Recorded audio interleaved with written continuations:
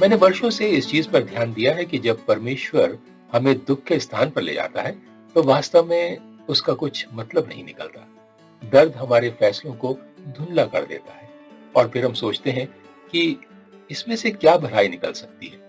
मैं हूं क्रिस्टोफर सिंह और एक बार फिर से आज के ताजा कार्यक्रम में आपका स्वागत है। परमेश्वर के बारे में जो बातें मेरी समझ से बाहर हैं, उनमें से एक ये है कि वो किस तरह दुख तकलीफ को हमारी भलाई के लिए इस्तेमाल करता है।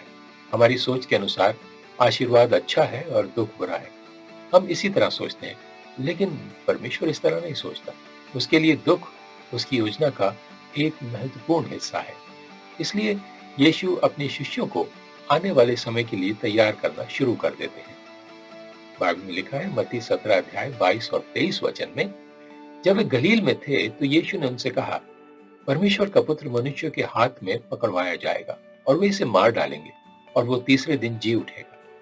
इस पर वे बहुत उदास हुए। जरा सोचिए, अगर आप या मैं चेलों की उस बैठक में होते तो हम उस भविष्यवाणी का क्या मतलब निकालते? क्या ये इंसान पूरी तरह से पागल है?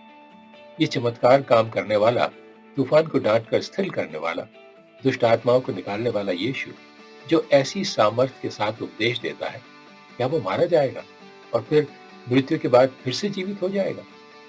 लेकिन परमेश्वर हमेशा हमारी सबसे बड़ी जरूरत को जानते थे।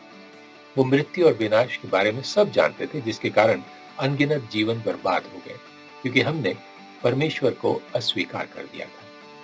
और इसलिए संसार के प्रति अपना महान प्रेम दिखाने के लिए उसने अपने एकमात्र पुत्र यीशु को इस संसार में भेज दिया, ताकि वो मनुष्यों के हाथों धोखा खाए, उसका मजाक बनाया जाए, उसे घायल किया जाए और मेरे और आपके पापों का भुगतान करने के लिए क्रूरतापूर्वक उसे क्रूस पर चढ़ा दिया जाए।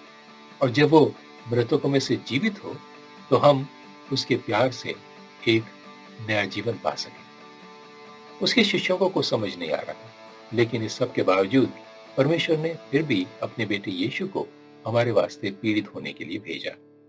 ये परमेश्वर का ताजा वचन है आज आपके लिए।